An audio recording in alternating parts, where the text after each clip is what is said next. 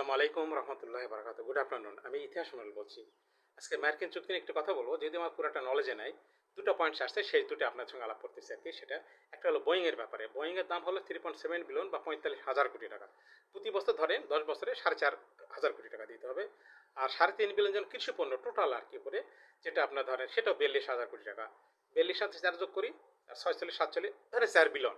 অর্থাৎ 4 বিলিয়ন আমাদের পণ্য দিবে। আমরা জিনিস দিব, আমরা 4 বিলিয়ন ডলার তাদের দিয়ে দিব। That's good. এবং তো আর কি এমনি না কিন্তু। এবারে সে সার্বভৌমত্বের ব্যাপারটা, এক্ষেত্রে আমার প্রশ্ন, যদি চুক্তি গোপনীয় কেন হবে, কেন দ্রুত করা লাগলো, এটা অন্যায় আর কি। দেশের পক্ষে কেন হবে না, সেটুকু দেখার দায়িত্ব অন্তত তাদের আছে। এটা আমি কোনো সময় গ্রহণ করি না। আমি এই চুক্তির ব্যাপারে ডক্টর ইউনুসকে ডিফেন্ড করতেছি না, তারা পক্ষ নিচ্ছে না, চুক্তির পক্ষ নিচ্ছি না। সার্বভৌমত্বের ব্যাপারে আমাদের এটুকু বক্তব্য আর কি। যত বড় এই দেশ হোক ভাই, আমি তো গরিব, ছোট, আমাকে সেভাবে আমাকে ট্রিটমেন্ট করে। আমি কার গোলাম হতে চাই না।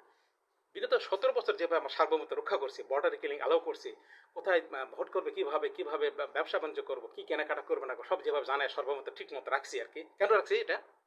কারণ ইউ আর গোলাম। এটা হলো তোমাদের চেতনা আর কি। কথা ওইভাবে বলবো না, এটুকু শুধু বলতে সার্বভৌমত্বের ব্যাপারে এইটুকু।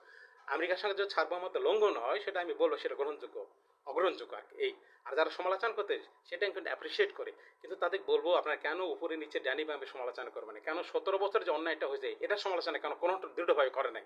যেভাবে ডক্টর ইউনুস আসার পর থেকে যেভাবে সমালোচনা করতেছে, এর একটা জিনিস প্রমাণ করছে, এরা দেশদ্রোহী। যারাই ডক্টর ইউনুস বিরোধী, তারাই দেশদ্রোহী আর কি। কারণ ডক্টর ইউনুস 660 কোটি টাকার কথা বলে না, আরে 18,800 কোটি টাকা শুধু সুদ মৌকুব করছে লোনের।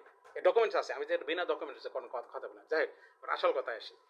এই প্রতি বছর তাহলে আমেরিকাকে আমাদের পণ্য দিবে $4 বিলিয়ন, আমরা তাদের $4 বিলিয়ন দিয়ে দিব।